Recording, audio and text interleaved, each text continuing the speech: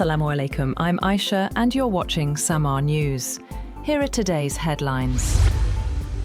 A powerful blast ripped through a crowded market in northwestern Pakistan, killing at least 10 people and wounding dozens more. The explosion struck Norang Bazaar, damaging shops and vehicles as panic spread through the area. The attack comes days after a deadly assault by Afghanistan-based militants on a police post in Banu that killed 15 officers.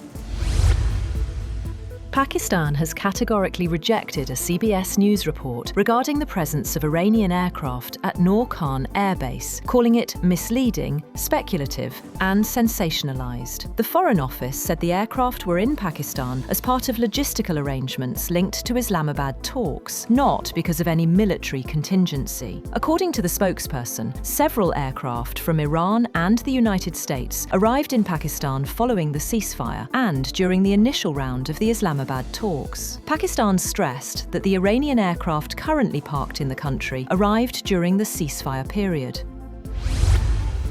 Iran says its finger remains on the trigger, but its focus is still on peace and diplomacy. Government spokesperson Fatemeh Mohajirani warned tensions remain high after President Trump dismissed Tehran's response to a US peace proposal and said the ceasefire was on life support.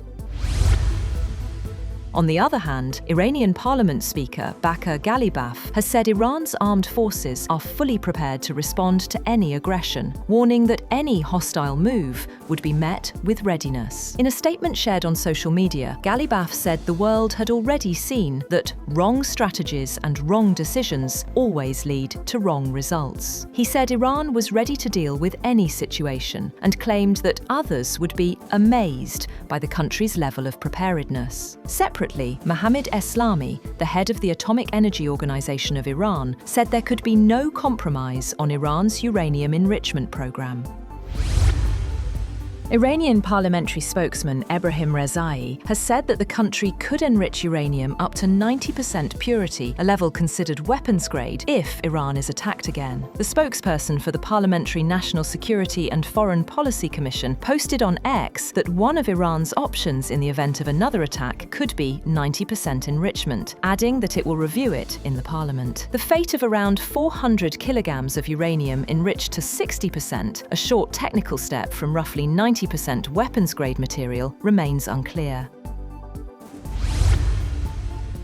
Turkey says it supports efforts to reopen the Strait of Hormuz, warning the vital waterway should not be used as a weapon during the Iran war. Speaking at a press conference in Doha, alongside Qatari Prime Minister Sheikh Mohammed bin Abdulrahman Al Thani, Foreign Minister Hakan Fidan said Ankara is backing Pakistan-led mediation efforts to end the conflict between Iran and the United States. Qatar also confirmed discussions with Washington on supporting diplomatic efforts, as oil exports and shipping through the strait remain severely disrupted.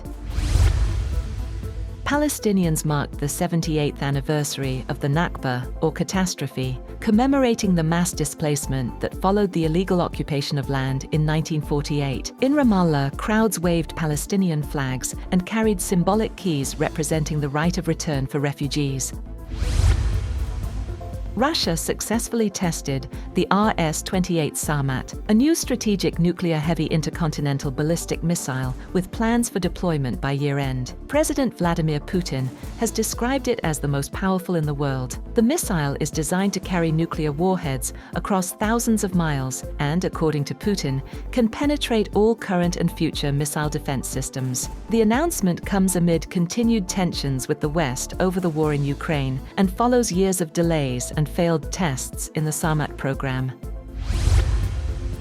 British Prime Minister Keir Starmer has defied calls to resign, telling ministers he would get on with governing despite a destabilising 48 hours of growing calls to set out a timetable for his departure after an election drubbing. At a meeting of his cabinet team of ministers, Starmer repeated that, while he took responsibility for one of his Labour Party's worst election defeats, there had been no official move to trigger a leadership contest. He said the past 48 hours have been destabilising for government, and that has a real economic cost for our country and for families.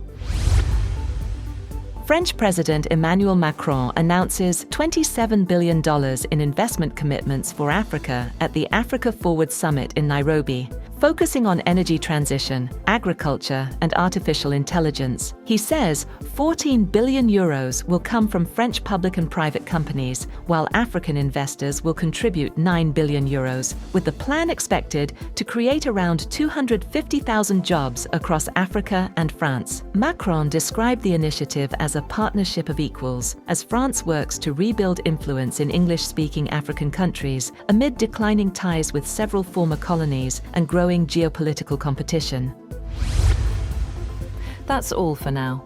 For more updates, visit www.sammaa.tv. Thank you for watching SAMAA News.